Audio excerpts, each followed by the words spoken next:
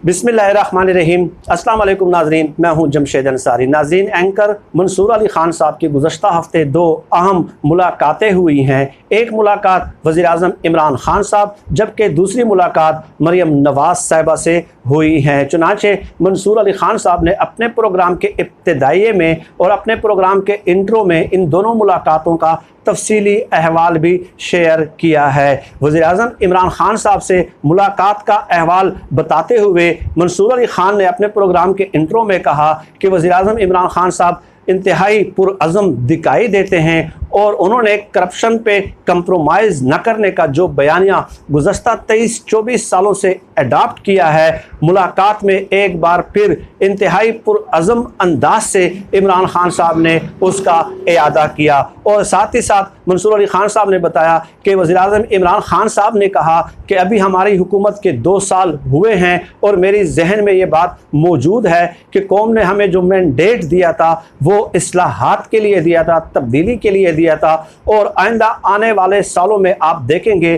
कि हम इदारा जाती इस्लाहात का अमल शुरू कर देंगे। तो गोया मंसूर अली ख़ान साहब ने बहरहाल ये भी साथ साथ बताया कि इमरान ख़ान साहब बहुत पुरअज़म दिखाई दिए और जो उनका एक नैरेटिव था, बयानिया था, जो उनके कौम के साथ वादे थे, उस अज़म में बहरहाल कोई कमी नज़र नहीं आई। और साथ साथ मंसूर अली ख़ान साहब ने कहा कि इस मुलाकात में चंद एक बातें ऐसी भी थी जो कि ऑफ द रिकॉर्ड थी और वो मैं कौम के सामने शेयर नहीं करूंगा। ये तो इमरान ख़ान साहब से मुलाकात का उन्होंने अहवाल बता दिया, लेकिन दूसरी तरफ जब वो मरियम नवाज़ साहबा के साथ अपने मुलाकात का अहवाल बताते हैं तो वो अपने उस मुलाकात की शुरुआत जो है वो इंतहाई ख़तरनाक बयानिए से करते हैं। ये अल्फाज मैं बहुत मोहतात होकर नाज़रीन इस्तेमाल कर रहा हूँ कि वो इंतहाई ख़तरनाक मजहबी बयानिए के साथ उस मुलाकात का अहवाल शुरू करते हैं। और वो कहते हैं कि जब मरियम नवाज़ साहबा से मिलने मैं उनके घर गया तो मरियम नवाज़ साहबा तशरीफ़ लाई और उन्होंने कहा कि आप 5 मिनट इंतज़ार कर लें और मैं असर की नमाज अदा करके फिर आपसे जो है वो बाकायदा मीटिंग या गुफ्तगू या बातचीत शुरू होती है। तो गोया शुरुआत ही उन्होंने इस बयान से कर दी कि मरियम नवाज़ साहिबा ने मुझे 5 मिनट इंतज़ार सिर्फ इसलिए कराया कि वो इबादत करना चाह रही थी या असर की नमाज अदा करना चाह रही थी। What does that mean? यहाँ पे कई सवाल नाज़रीन उठते हैं। पहली बात तो यह है कि हमें नमाज़ पढ़ने पे कोई एतराज़ नहीं है और किसी भी मुसलमान को सवाल ही पैदा नहीं हो सकता, तसव्वुर ही नहीं किया जा सकता कि वो नमाज़ पढ़ने पे कोई एतराज़ कर दे। ये अल्लाह और इंसान के दरमियान एक मामला है, किसकी नमाज कबूल होती है नहीं होती, ज़ाहिर है उसका इख्तियार वो अल्लाह के पास है, वो हमारे इख्तियार में नहीं है। तो वो उसका और एक इंसान और अल्लाह के दरमियान वो एक मामला है और उस पर मैं कोई कमेंट नहीं करना चाहता। लेकिन बात यह है कि उस नमाज की बाकायदा तौर पे मीडिया की स्क्रीन पे तशहीर की गई। ये बात क्यों कर ज़रूरी समझी गई कि मरियम नवाज़ से मुलाकात का जो अहवाल मैं कौम के सामने पेश कर रहा हूँ, जो मंसूर अली ख़ान साहब ने पेश किया, उसकी शुरुआत ही यहाँ से क्यों की गई? एक खालिसतन सियासी नोयत की जो है वो मुलाकात थी, लेकिन उसमें सबसे ज़्यादा एम्फेसिस और सबसे ज़्यादा इंपॉर्टेंस जो है, जो ट्विटर अकाउंट पे भी उन्हें ट्वीट किया है, वो इसी बात को ही ज़्यादा वो तवज्जो दे रहे हैं और ज़्यादा उस पर फोकस कर रहे हैं और उसकी तशहीर कर रहे हैं। तो नाज़रीन, ये मज़हब का सियासी इस्तेमाल होता है, इबादत का सियासी इस्तेमाल होता है। जैसा कि मैंने कहा कि नमाज पढ़ने पे हमें एतराज़ नहीं है,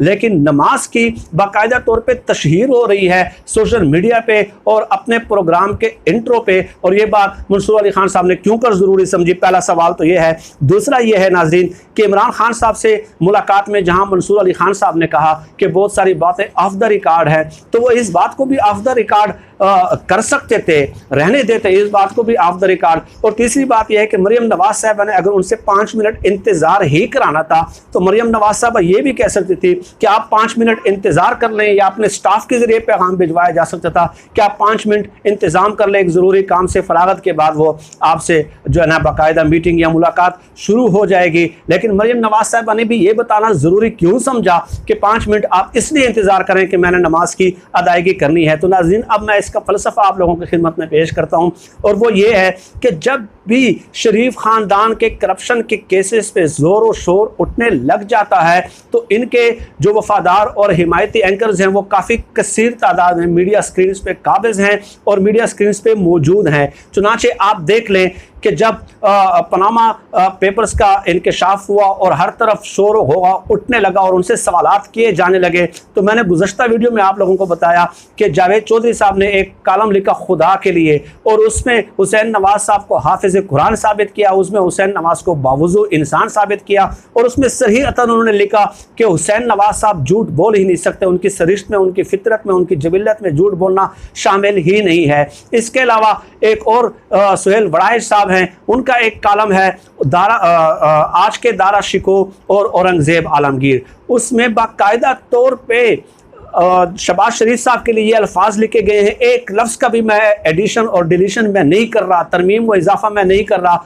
सुहेल वड़ाइच साहब ने लिखा है कि शहबाज शरीफ साहब आज के दौर के औरंगज़ेब आलमगीर हैं, ये उनके बाकायदा अल्फाज हैं।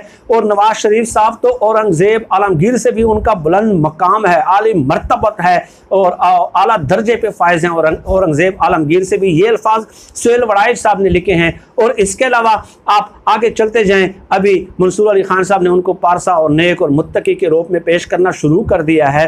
तो जब भी उनके करप्शन के केसेस पे सवालात उठने लग जाते हैं तो ये मजहबी बयानिए के साथ सामने आके उनको नेक, पारसा, मुत्तकी, आदिल जो है ना के रूप में पेश करना शुरू कर देते हैं। चुनाचे ऐसा क्यों करते हैं नाजरीन, मैंने आप लोगों को 3-4 वीडियोज़ में एक तफसील बताई थी। मैकियावेली जो इटली के बहुत बड़े मुफक्कर थे, उन्होंने एक किताब लिखी थी द प्रिंस, और उस किताब में उन्होंने सियासतदानों को और हुक्मरानों को तर्ज सियासत के गुर सिखाए हैं जो बिल्कुल आम रूटीन से हट के हैं। और उन्होंने बताया है सियासतदानों को कि आपने अवाम के अंदर अपना इमेज कैसे बिल्डअप करना है और अवाम को कैसे बेवकूफ़ बनाना है। चुनाचे उन्होंने एक मशवरा दिया है मैकियावेली ने सियासतदानों को और हुक्मरानों को कि जब भी आपका इमेज अवाम के अंदर मसख होना शुरू हो जाए और आपकी हकीकत जो है लोगों पे मुनकशिफ होना शुरू हो जाए और लोगों को आपके हकायक मालूम होने लग जाए, तो उस हुक्मरान को या उस सियासतदान को एक काम करना चाहिए कि वो अपने वफादार और हिमायतियों को एक टास्क दें और उन वफादार और हिमायतियों के ज़रिए ये मशहूर कर दें कि ये जो हुक्मरान है, ये जो सियासतदान है, ये बहुत मुत्तकी है, ये नेक है, बहुत मुनसिफ है, बहुत आदिल है, बहुत पारसा है, इबादत गुजार है। और ये काम आपने अपने वफादारों और हिमायतियों के ज़रिए लेना है ताकि आपका जो इमेज वो मसख हो रहा है या जो आपकी हकीकत लोगों के सामने वाज़े हो रही है तो उसको कवर किया जा सके। और मैकियावेली साथ साथ ये भी मशवरा देते हैं हुक्मरानों और सियासतदानों को कि ख़बरदार, आपने जो अपने आस पास वफादार और हिमायती भर्ती करने हैं तो वो बाअसूल और बाज़मीर लोग नहीं होने चाहिए, वो बिकने वाले होने चाहिए, झुकने वाले होने चाहिए, रिश्वत कबूल करने वाले होने चाहिए, वो कंप्रोमाइज़ करने वाले होने चाहिए। क्योंकि आपको अपनी ज़ात की तशहीर के लिए बाज़मीर और बाअसूल लोग नहीं मिलेंगे, वो आपको हर बात पे यस सर नहीं कहेंगे, यस मैम नहीं कहेंगे। आपको ऐसे ज़मीर फरोश लोगों की ज़रूरत होगी जो आपका बयानिया और आपका इमेज वक्तन फ़वक्तन अवाम में डेवलप करते रहे। और चुनाचे यही काम इन लोगों ने किया। यही सियासतदान जो है मरियम नवाज साहिबा और जो जावेद चौधरी साहब, सुहेल वड़ाइच साहब और मंसूर अली खान साहब बिल्कुल सेम वही फ़िलासफ़ी अडाप्ट करके फॉलो कर रहे हैं। और अवाम को इस तरह जब भी उनके करप्शन के केसेस पे सवालात उठने लग जाते हैं तो ये लोग उनको मुत्तकी और परहेज़गार बना के पेश करना शुरू कर देते हैं। जैसे कि मैकियावेली ने एक बात ये भी कही थी कि हुक्मरानों को, सियासतदानों को मज़हब का जो सियासी इस्तेमाल है वो वक्तन फ़वक्तन करना चाहिए, लेकिन उसमें अपनी सियासी मनफ़ियत और फ़ायदे को पेश नज़र रखना ज़रूरी होता है। ये मैकियावेली का मशवरा था और यही पैटर्न आज सेम टू सेम हमारी मीडिया इंडस्ट्री में उनके वफादार और हिमायती और ये सियासतदान जो है वो फॉलो कर रहे हैं। आज के लिए इतना ही। पाकिस्तान जिंदाबाद। अल्लाह हाफिज़।